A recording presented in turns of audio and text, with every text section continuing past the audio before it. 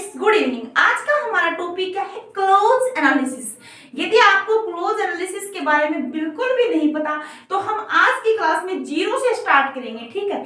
तो आज की हमारी क्लास किससे स्टार्ट होती है? क्लोज एनालिसिस से स्टार्ट होती है। तो क्लोज एनालिसिस से हम क्या है, जीरो से स्टार्ट करेंगे। मैं आपको हर चीज बताऊंगी कि इसके अंदर क्या होता है, ठीक है। ये वेरी वेरी इंपॉर्टेंट टॉपिक है हमारे इंग्लिश ग्रामर का, ठीक है। तो इसके अंदर क्या होता है कि जैसे rank scale of system, language और एक्चुअल यूनिट्स ऑफ लैंग्वेज, यानी पदानुक्रमिक इकाइयां बताऊंगी सबसे पहले आपको मैं।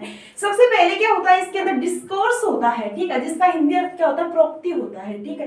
उसके बाद क्या होता है? सेंटेंस होता है, यानी वाक्य होता है, ठीक है। उसके बाद क्या होता है? क्लोज होता है, जिसको हम क्या कहते हैं? उपवाक्य कहते हैं, ठीक है, यानी वाक्य से छोटा होता है। और उसके बाद हम क्या है? फ्रेज कहते हैं। फ्रेज क्या होता है? पदबंध होता है, ठीक है। और उसके बाद क्या है? वर्ड यानी शब्द या पद होता है। मोर्फिम का मतलब क्या होता है? रूपीम होता है। और जो मोर्फिम होता है उसका मतलब रूपीम होता है, और फोनीम होता है उसका मतलब क्या होता है? ध्वनिम होता है, ठीक है।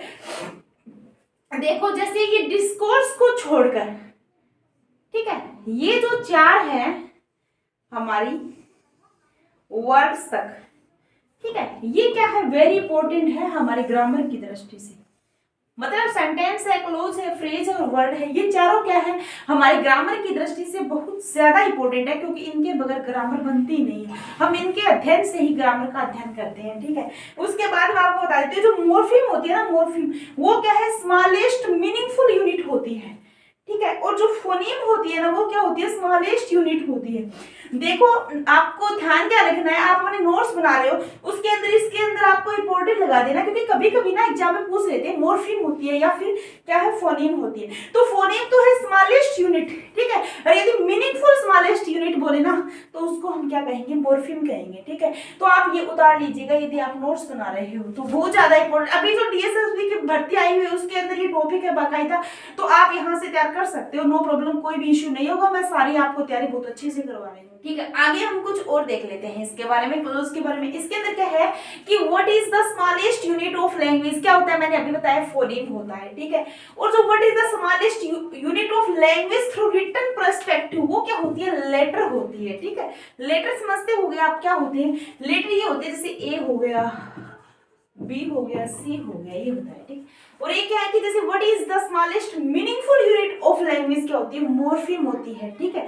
तो आपको ये सभी क्या है अपने नोटबुक के अंदर नोट डाउन कर लेने हैं, ताकि आपको ये यदि एग्जाम में आपको काम पड़े तो आप इसको याद करके जा सको, ठीक है। अब हम क्या पढ़ेंगे आज कि व्हाट इज क्लोज। क्लोज क्या होते हैं वो देखते हैं, ठीक है। कि जितने भी मैन वर्ब हैं उतने ही क्लोज होते हैं।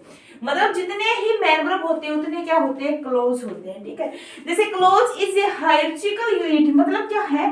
क्लोज एक श्रेणीबद्ध यूनिट है या फिर रैंक है, which is below the sentence and above the phrase. Which is below the sentence मतलब जो क्या है? सेंटेंस से थोड़ा कम है, बिलो मतलब नीचा है, ठीक है। एंड अबव द फ्रेज, और फ्रेज से थोड़ा ऊंचा है, मतलब सेंटेंस भी नहीं है, वो सेंटेंस से कम है और फ्रेज से ज्यादा है, ठीक है। और एक close has its subject. Close के क्या होता है? एक सब्जेक्ट होता है ऑप्शनल, ठीक है। एंड इट्स वर्ब प्रेडिकेटर, और क्या होते हैं? मतलब क्या होते हैं इसके अंदर? एक वर्ब प्रेडिकेटर, मतलब सब्जेक्ट और वर्ब इसके अंदर होता है। ये मैन है, सब्जेक्ट प्लस वर्ब क्या है इसके अंदर होता है, ठीक है। आगे देखिए, सरल भाषा में क्या है? जितने मैन वर्ब है उतने ही क्लोज, और संख्या का पता चल रहा है क्लोज की, ठीक है। मैन वर्ब से यहाँ पर देख लेते हैं कि Ram will not come to school because he is ill. तो यहाँ पे क्या हो गया? एक तो ये हो गया, ठीक है, और एक ही हो गया, क्योंकि जहाँ पर सब्जेक्ट और वर्ब होता है वो क्या होता है? क्लोज होता है, ठीक है। जैसे Ram will not come to school, ये यहाँ पे क्या हो गया? एक हो गया, ठीक है, ये सेंटेंस हो गया यहाँ पे, ठीक है। जैसे अगर ये इसके और जोड़ देते तो वो क्या हो जाते हैं? क्लोज हो जाता है, इसी का ही क्लोज बन जाता है, ठीक है।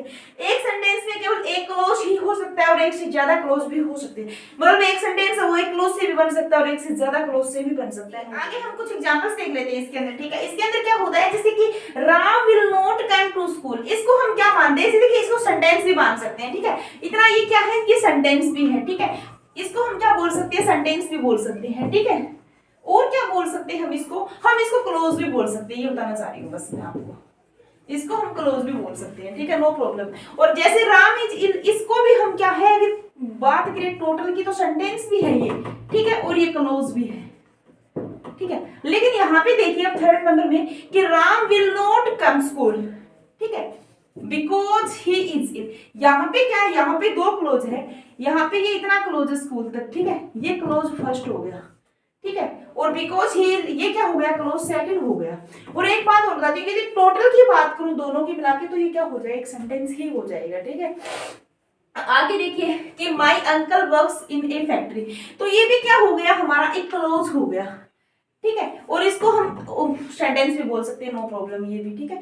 आगे देखिए लास्ट हमारा क्या है कि राम डज नॉट नो, ये क्या हो गया, एक ये भी क्लोज हो गया, क्लोज फर्स्ट हो गया, ठीक है। That Sonu is absent today, तो ये क्या हो गया, 2 नंबर हो गया, ठीक है। और and Mono is ill today, तो ये क्या हो गया, 3 नंबर। ये तीनों ही क्लोज है, लेकिन इन सारों को मिलाकर एक बता दे तो क्या हो जाएगा, सेंटेंस हो जाएगा, ठीक है। और अलग अलग पढ़ेंगे तो ये क्या हो जाएगा, क्लोज हो जाएगा, ठीक है। आज का हमारा जो बेसिक नॉलेज था क्लोज एनालिसिस का, वो हमने यहीं तक कर लिया है, ठीक है। और आगे की क्लासों में आप बने रहिएगा, क्योंकि हम ये जो क्लोज है ये हम 0 से स्टार्ट करने वाले हैं। और सभी को यदि, क्योंकि मुझे पता है क्लोज का टॉपिक सबको हार्ड लगता है, लेकिन मैं आपको बहुत आसान तरीके से समझाऊंगी जिससे आपको कोई भी दिक्कत नहीं होगी, ठीक है।